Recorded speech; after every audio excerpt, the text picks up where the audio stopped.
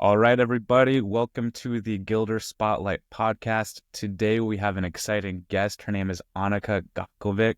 She's calling out of Miami, Florida, originally from Eastern Europe. But Anika, if you can give our listeners a quick introduction of yourself, that'd be fantastic. Thank you for having me. Hello from sunny Miami. I am a business psychologist, someone who loves to help people and create impact for their organizations and workplaces. And yes, since you brought up that I'm not originally from here, I sometimes forget that I still have this accent. My family immigrated to the US in '92 when Yugoslavia fell apart. And that's been a big part of who I've been, is someone who intentionally looks to create relationships and belong because it wasn't given to me. And more about that as we talk about leadership and the kind of work that I do. Delighted to be here, delighted to be one of the mentors for Gildre, and look forward to our conversation. Awesome, Anika. Yeah, no, really appreciate your time today.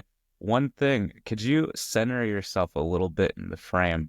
Just so, awesome, perfect. Yeah, that looks fantastic. Yeah, we just want to make sure that when the video is produced, we don't want half your face missing. But I wanted to make sure my flower shows up. So one of the ways I bring some joy to my otherwise serious conversations is I always have some art and flowers behind me. I love it. And I love how they're violet colored flowers too. But so let's just start with kind of your background. You've had quite the fascinating journey from working with Fortune 500 companies to being an independent leadership coach. What initially sparked you to transition into entrepreneurship? So I had spent 20 years in the corporate world of finance in New York. The biggest game I could find to prove myself, because I've always been ambitious and loved creating those results. And so I had these internal HR leadership roles after leadership, looking after learning and culture, and very much enjoyed helping leaders, their teams, and these organizations both create results and create purpose and meaning of that work. And yet, the more I did this work, the more I found myself tangled up in corporate politics and bureaucracy. I felt like I was starting to lose my edge because I was spending so much time and energy navigating the system versus truly doing the work that I love to do, which is about helping people and creating this kind of impact. So when my last corporate role ended, I decided to start up this leadership coaching and culture consulting practice. And there's a personal reason to this as well. I am a mom to a wonderful 7-year-old son who, when I had him, I was in one of these corporate jobs where I would be dropping him off on a conference call early in the morning, picking him up last from daycare, again on a conference call, feeling like I wasn't present for him nor the work fully, just trying to juggle it. I'm sure many working parents can identify with that struggle. And as challenging as being an entrepreneur is, and we'll talk about how to handle some of these challenges, the flexibility that it offers for those of us who are working parents is just incredibly inspiring. So I walk my son to school every morning and I pick him up as well. And we have real conversations about his friends and about his learning. And that's what motivates me. Wow, that's fantastic. And just to kind of go back on the differences between the corporate environment and being an entrepreneur, what did your day-to-day look like in that corporate environment? Obviously, you're very busy with conference calls, the start to the end. So what does your day-to-day look like in the corporate environment compared to what it looks like as an entrepreneur, as a founder, as your own boss?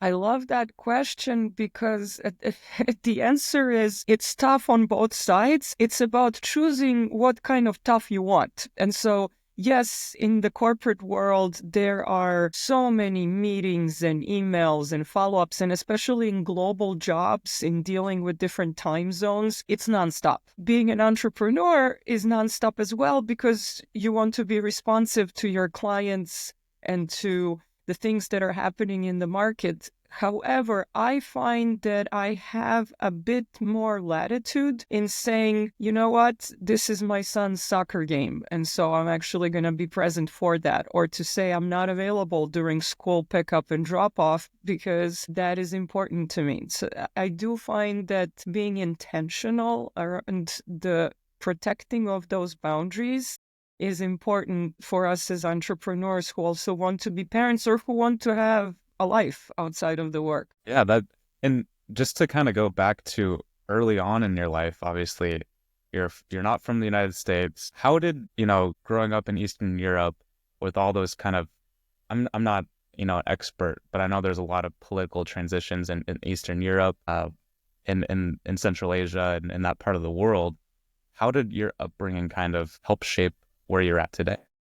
I love that you asked me that question. Thank you. It's because the reason why I love it, my parents were very intentional about instilling values around work ethic and learning for both me and my brother. And so for me, whenever I'm able to live that out in my life, it gives that much more meaning to the sacrifice they made when they moved. Because as you can imagine, moving anywhere, especially with the young family and leaving everything behind, means restarting all over again. But there's an additional twist to this story. So one part of it is the learning, the work ethic, nothing is given to you, and this kind of immigrant quest for building something new on behalf of that sacrifice that parents make, as well as of proving what we can do. I grew up in a very different world, to your point, at the time, just that operated in completely new ways. And so when I was young, my father would come and visit as a Fulbright professor to teach in the US. And we would live in places like Charlotte, North Carolina, when he was at UNC. My nickname was the Russian spy. At the time, this was happening during the 80s, the Cold War. And I was that kid sitting alone at lunch because nobody would talk to me.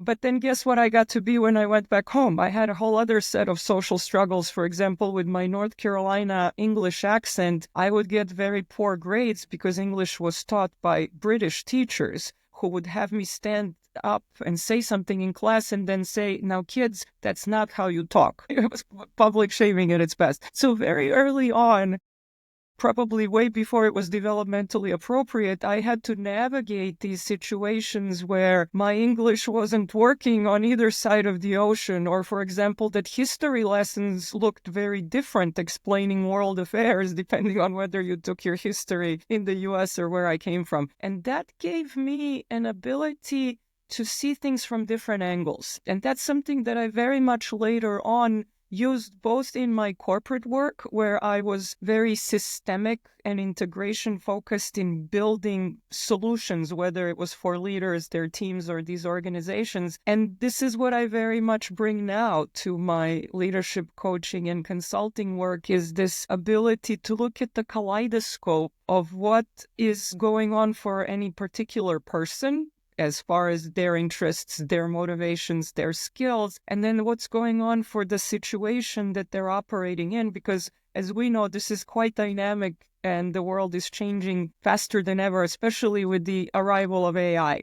And to kind of go back to, being known as the Russian spy, and how old were you at that point when your father moved to North Carolina on the Fulbright? It was like between the ages of 10 and 12, a preteen. Wow. And did you already know English before moving to America, or did you have to learn it when you got there? We took English lessons. My parents were intentional about somewhat preparing us. However, for example, the first time we came, this was before that time in North Carolina, my English wasn't that good. And also being an introvert, I'm someone who sits back and takes information in, which, by the way, is a huge strength for a coach and a consultant. But my first time around in American school, I got tested whether I was deaf and couldn't speak, just because I was that different that they didn't know what to do with me. I'm sure now there's better practices around integration and inclusion, yet at the time, I just took it as part of the process. And again, very much don't take anything for granted in terms of assuming that people will understand what's going on for me, nor that I assume what's going on for other people. And that's the power of being intentional in how we communicate. And how was the lifestyle different in North Carolina compared to back home in Eastern Europe In and Belgrade, Belgrade? well, so the American luxury is unprecedented. My brother and I still talk about the awe you experience of a grocery store to any other place of optionality because we grew up with one pair of Nikes you get when you're starting school versus here where you can get them and order them and have them delivered right away anytime you want. Or, for example, television programming. We grew up, I think, first one TV channel and eventually the second one was added, right? When you think about, at the time it was cable TV, now it's streaming, but just the opulence and the abundance of America, I think for many of us who didn't grow up with that is still impressive. What's impressive about where I came from is the importance of relationships. I come from a culture that's very much about community and about belonging. And I would say that that's the second part, along with that work ethic and learning that my parents taught me, is that my cultural heritage about being focused on building relationships that are based on trust and that are long-term is something that I've always brought to my career as well, and that I think now helps me navigating the world as an entrepreneur. That's amazing. And it, I kind of can echo with a similar story. I was originally born in Japan. I grew up in Montana, which is predominantly like 95% white Americans. And so I was known as like the Asian ninja, martial artist. And I was very self-conscious about it. I didn't like, bringing Japanese onigiri to elementary school lunches because everyone would ask me, what is that? What are you eating? Like, why are you eating this weird fish in a rice ball? And so when I was younger, I kind of wanted to step away from that part and be as ingrained in American culture and American society as possible. Did you kind of have a similar experience with that, or did you embrace kind of your background and was different from everyone else's? Totally, yeah, because as human beings, we're wired to belong. We want to be part of a bigger whole. By the way, on the ninja side, my nickname in my last corporate job was the Serbian Ninja. So and I knew there's a reason why you and I always got along so well. We're two ninjas. Exactly. I actually think that, yes, when you're younger, there is the element of what do I have to do to belong? And if you're lucky to be an athlete or have some other sort of a talent, it's a bit easier because that's your channel for belonging. I'm not. I'm not musically talented. I'm not athletically talented. And so I had to really create an identity of finding ways to relate to people on their own terms. And that's very much part of how I found my way to this work of helping leaders, their teams, and their cultures. I will share that one of the first times I discovered belonging was before I became a business psychologist, because I love helping people. My first dream was to be a clinical psychologist. And so when I was in college, I got myself a job in a psychiatric ward, 5 sets of locked doors, committed patients, and that was a place where I got to belong. I would do double nursing shifts on the weekends. When I wasn't at school, I was spending 16 hours a day in the psychiatric ward where the nursing team was such an incredible place of belonging and where together we would tackle some very difficult problems that eventually I realized were beyond my capacity to cope. I decided that as much as I loved helping people, I wanted to do that in a business environment and would later on often joke on Wall Street how nobody can scare me because I started out in a psychiatric ward. But that notion of belonging to me is also about having a shared problem to solve for, much more than what do you wear or kind of how do you belong in a superficial way. What working in this psychiatric ward as part of a nursing team, I was a psychiatric assistant as an aspiring psychologist. It taught me that when you have a shared problem to solve for, in our case, it was taking care of these committed patients, that's what creates the bond. And that's what really gives you a sense of belonging and purpose. Wow.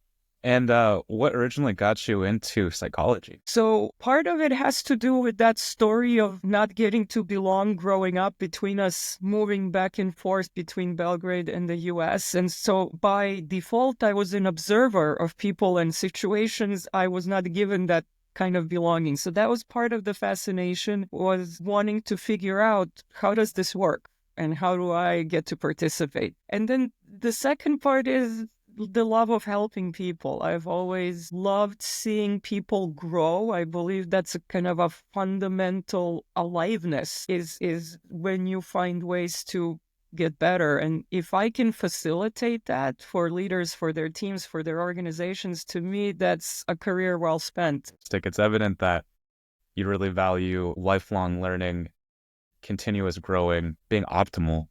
But what does lifelong learning mean to you? I love that. So one is to be brutally honest with yourself about what you want to learn. We have so many options, especially these days. How do you even figure that out? And it has to do, if I may import something from your world, the concept of the ikigai. It's to look at, what do I love to do? So what are those things that I'm passionate about? What does the world need? There needs to be a market for what I'm passionate about. Otherwise, I can just go and do it as a hobby. And then I need to also be somehow rewarded for it. There needs to be a recognized need. And so I think the bullseye of that is the work we offer the world as well as the learning that we do. So in my case, as a leadership coach, as a culture consultant, I am the main tool in terms of what I offer to clients. That means I need to be on top of what's going on with the world of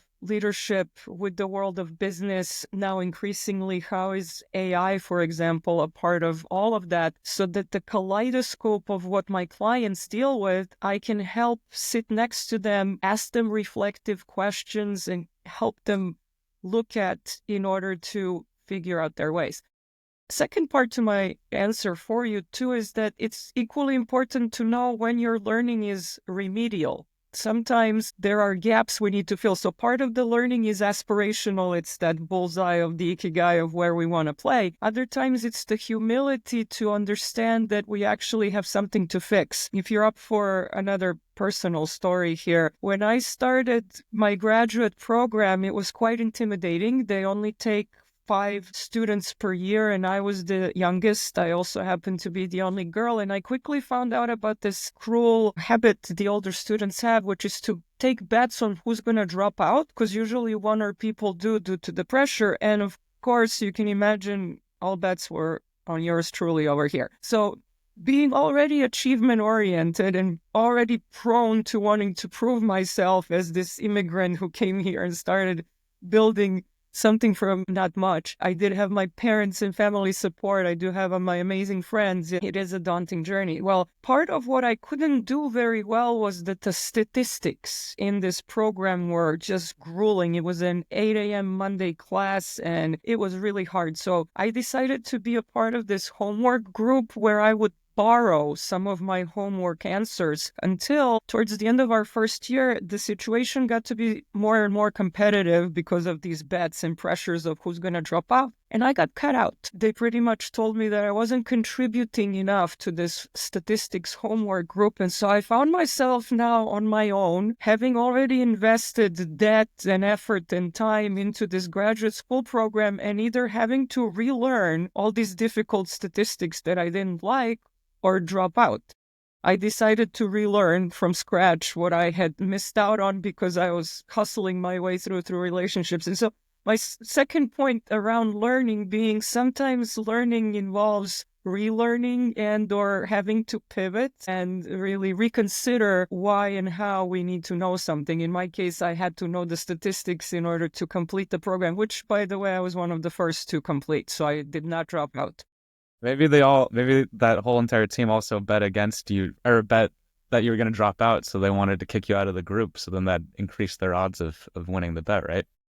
Who knows? Life has challenges, and I believe that when you have a line of sight towards purpose, towards values, and authenticity in approaching things, it comes together. It works out. Talking about pivoting, what are some other points in your life or in your career that you've had to make a pivot in order for the best? I mean, other than don't get cut out of groups that you need. Other than don't get cut out of groups. It's a big life lesson. Yeah. So for me, one of the biggest pivots I made was after deciding that as much as I loved contributing in this corporate world where I was an HR leader, that it was time to become an entrepreneur and help other leaders and their teams navigate these challenges that I knew so well in the trenches.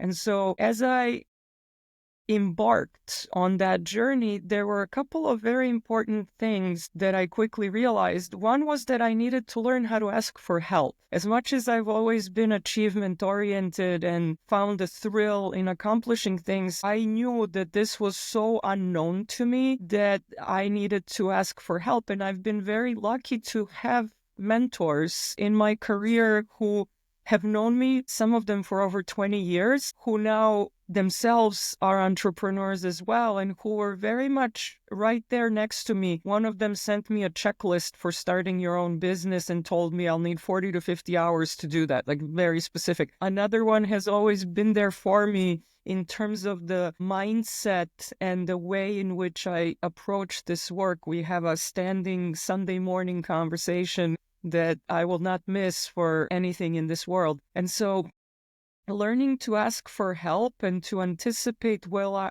I will need that support, while in parallel starting to run experiments on how to add value to the market so that I can test and iterate what is it that I can offer people. Before, what I offered was somewhat prescribed by my job, by my role, by people above me. There was a big hierarchy above me that would trickle down with their requests. All of a sudden, there's this freedom as an entrepreneur where you can do anything. However, how do you hit that bullseye of what's needed and what you can successfully deliver to the market? And so I would say that there's a lot of uncertainty and messiness that comes with that, and it requires a discipline to deal with the noise of fear and anxiety so that we can both learn the lessons of change that we're going through, the pivot that you said, as well as unlearn the habits that don't work for us so that we can stay agile with our mindset and enroll other people to help our success. I think that's fantastic. And kind of just going back on your background. So your father was a professor. What kind of professor? Professor. Architecture. So okay, architecture. yeah. Very cool. And I just want to bring that up just because it's interesting that we kind of do have a lot of parallels. My mom was actually a professor. She went to UNC, University of North Carolina as well, at Chapel Hill. And I think she probably was there around the same time that you were. Okay. It was in like the 70s, 80s, that around that time. Okay. But she was always in academia, and being in academia, it's always fairly clear on, what your life, career looks like, what your year looks like. It's always fairly clear. But being an entrepreneur, it's always unknown territories, unknown waters that we're going through. And so how did your parents kind of influence? I know your dad's a professor, architecture. That's a fantastic, really analytical occupation. What did your mother do? That's exactly the brilliant point here. She is a practicing architect. So she was the one who very much taught me about the power of the work ethic and of working towards your goals and kind of keep getting up and going at it. They say that engineers get all the credit, but the architects do all the work. There you go. There you go. I very much appreciate that architecture blends art and science. And I've often thought about everything else in that way too, is how can you have the science or engineering to what you do, because you do need the data, the frameworks, you do need the kind of way to deliver and create things, but then let the art happen too. Because without that creativity, I think that the full offer to the ways in which we can add value, it falls short unless we leave space for that art and creativity to what we do. So I think a lot of people have either like a engineering mindset or they like a math and science, very logical mindset. And then a lot of folks have that creative mindset where, they can come up with some beautiful piece of music or art. But it sounds like you really know how to justifiably connect the two between creativity, math, and science, simultaneously. So how can, a person connect their creative side with their analytical side?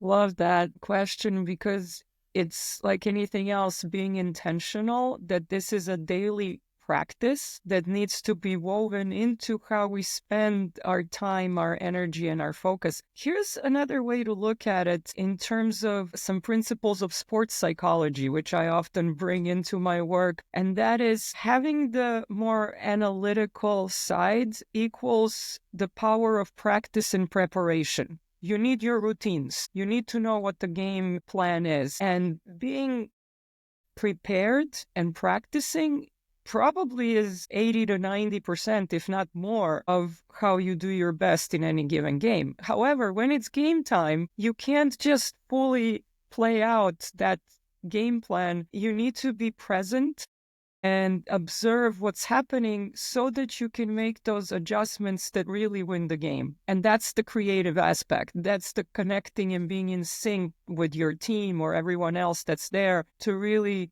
bring out the best game. I think they call it like I did martial arts growing up and was really into athletics, but I think they call that the flow state. Yeah, right? absolutely. How does one get in the flow state, not in sports, but in something that I think is maybe even more challenging, their careers and occupation? Absolutely. Flow state, Csikszentmihalyi is one of these influential positive psychologists who uses that concept of flow state to explain that, first of all, we don't need to have things easy. When we have things easy, that leads to boredom and apathy. What we need is for the challenge to optimally match our skill set. And that doesn't mean that it needs to be a full match. It means that there needs to be enough stretch so that someone can learn and grow. That's fundamentally motivating to us as people. We're wired for learning and growth. And so flow comes from taking on stretch challenges and keep increasing those stretch challenges as our skills and capabilities grow so that we can stay in that state of zone. If the discrepancy is too big, you get anxiety, and that's debilitating. In fact, that's a whole other aspect to mindset that now, thanks to neuroscience, we understand our brains are wired to keep us safe. Therefore, our brains are about 5 times more sensitive to threat than to reward. Our brains love predictability. That's why we're subject to confirmation bias. And so if we go into that state of anxiety, of hyperarousal, of stress, it's actually going to shut down our ability to perform because our brains are trying to protect us. Our brains are trying to keep us alive. And so working with that neuroscience of the brain is equally important to making success a long game. I forgot what part of the brain it's called, but there's like some part of the brain that you can actually exercise and work out to decrease the amount of anxiety that you go through doing challenging things. Do you know what I'm talking about? My CrossFit coach actually talked to me about it, and there's like some part of the brain that you actually increase and work out to make sure that you feel less anxiety in general, and increase like the challenging receptors or whatever challenges that you're going through in your brain. You can actually increase that so you can go through more difficult challenges without feeling anxiety. Totally. And that's that part of sports psychology, right? And matching your challenges to your skills and capabilities. 2 parts to that answer. So yes, we have this reptilian side of our brain, the one that wants to keep us alive, that's sometimes called the amygdala hijack, where that's where the emotions of fear and other things come up. The fight or flight. The fight or flight, like being aware of that is important because it's going to cut off information flow to the prefrontal cortex, which is the executive function where you're making informed decisions. And so, to your point, the part of the training is to recognize when we're being overwhelmed, when we're being surprised by what's happening, is to be really intentional about the practices that calm down that stress response, which is very quick and can take over the otherwise rational parts of our brain. The second part to your question, which has been the incredible discovery of what technology has enabled for us to map with our bodies, is that the answer is actually in the body. And so, yes, the brain has some of these older systems that are there to protect us. And the way to deal with all of that is through breathing, through presence kind of practices. We can do a whole other conversation around that.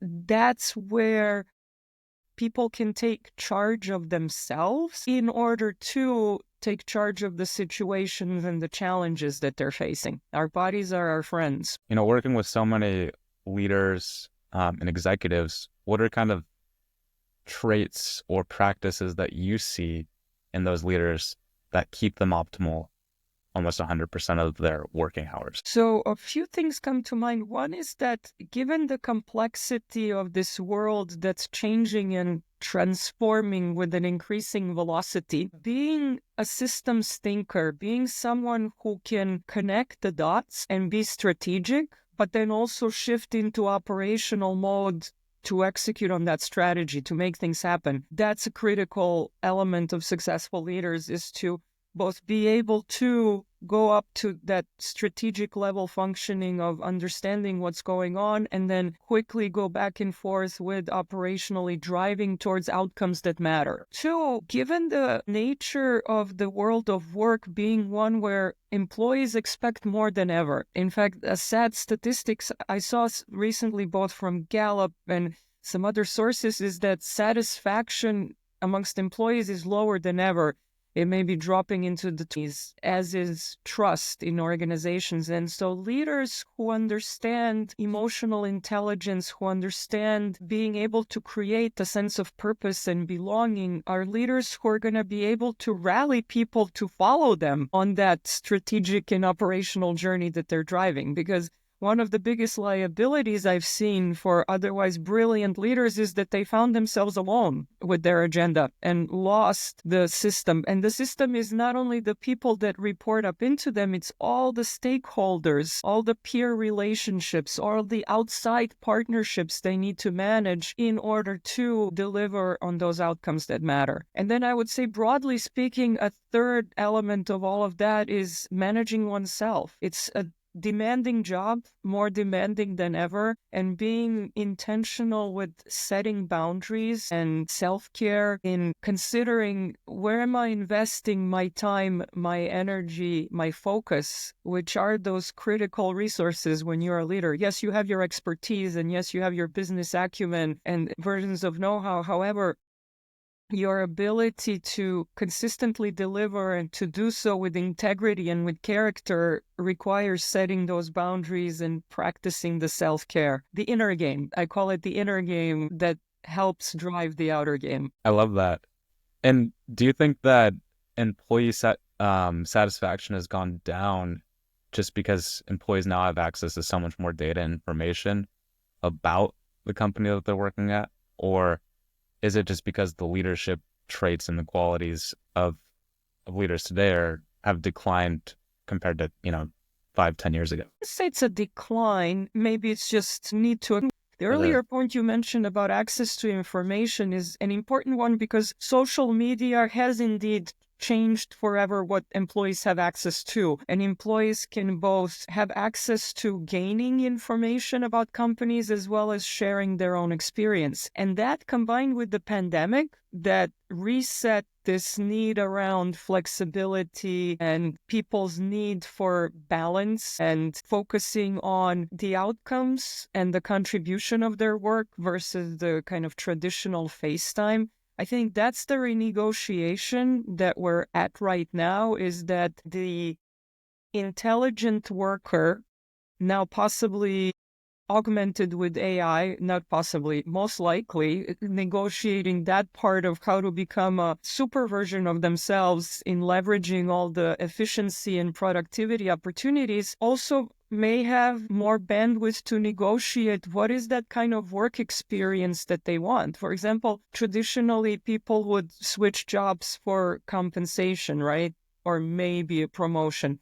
Well, now it's more about career development, because being able to learn and to grow, that's where your career equity is. And by the way, the available number of options has also decreased because organizations have restructured and flattened the traditional hierarchy, where simply earning one's tenure and earning one's keep is not really possible anymore. There's been a consistent shrinking of those middle management layers. And while that's expanded internal mobility opportunities for companies who know how to navigate that and open up those internal talent marketplaces, I think has also created a lot of that friction for employees who no longer see a path forward and who need to negotiate it for themselves if they want that corporate career. Otherwise, we know what else is happening: an exponential increase in the gig economy, in the Right. fractional and interim roles. I mean, that's Contract. exploding contract work. And for a good reason, because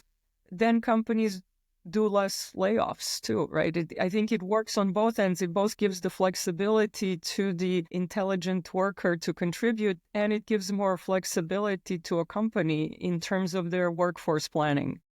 And I think it just saves the company a lot of, I mean, it's like, why pay an engineer in the States $150,000 when they can pay an engineer in India $30,000 and maybe get better results, or maybe not better, but results. I mean, faster results. I know that, there's a lot of cases like that. And also with customer success too, I think a lot of it has been going out into India, into the Philippines. So instead of paying like a call center person in the States, $45,000 a year, they can pay someone in India or the Philippines $4 an hour to take calls. And then it's also another interesting thing too with the utilization of AI. A lot of, like, when you call Google support or when you call Amazon support, it all is just AI driven. You're not even talking to Absolutely. humans.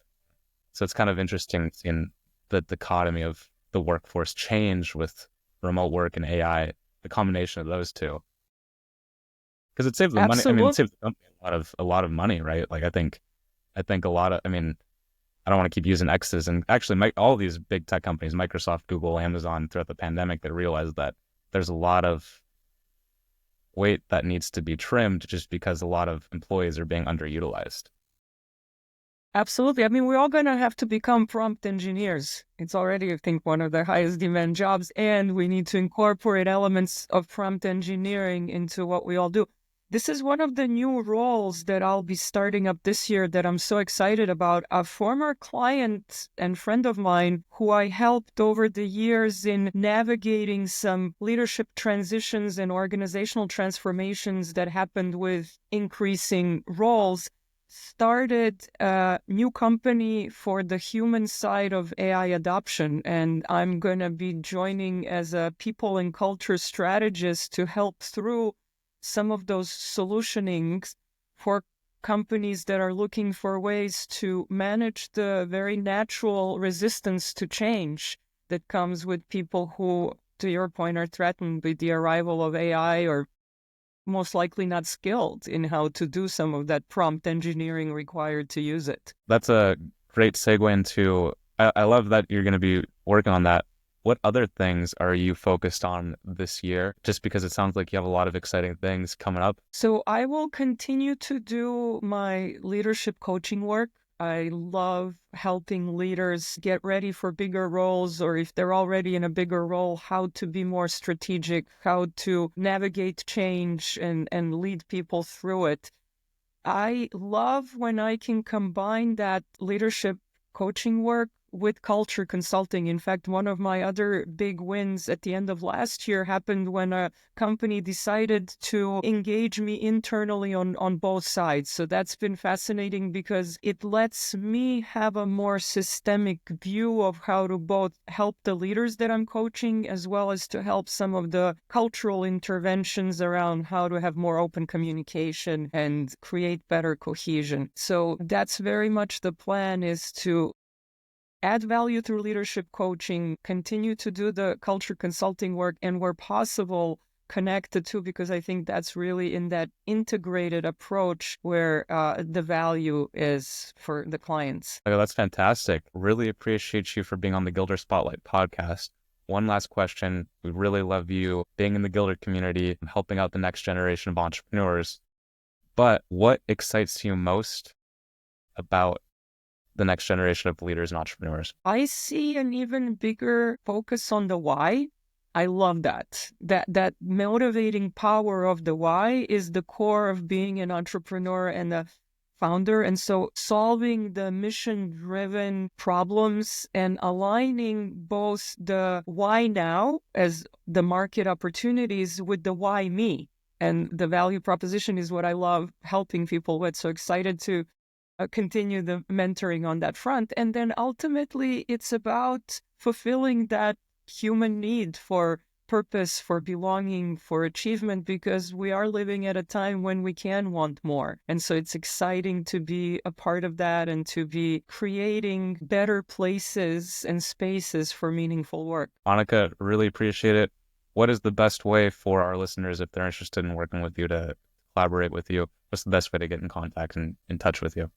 LinkedIn is always the easiest way. Feel free to contact me through Gildre, and I will always make the time. In fact, that's one of the ways in which I've learned to belong and to create communities, is to offer value to people. And you never know where that leads. So I am happy to make the space and have meaningful conversations and exchange thoughts about how to create those better places and spaces for meaningful work. Awesome, Monica. Fantastic final words. Really appreciate your time today. And I'll have all that information in the show notes for anyone that wants to get a hold of Anika.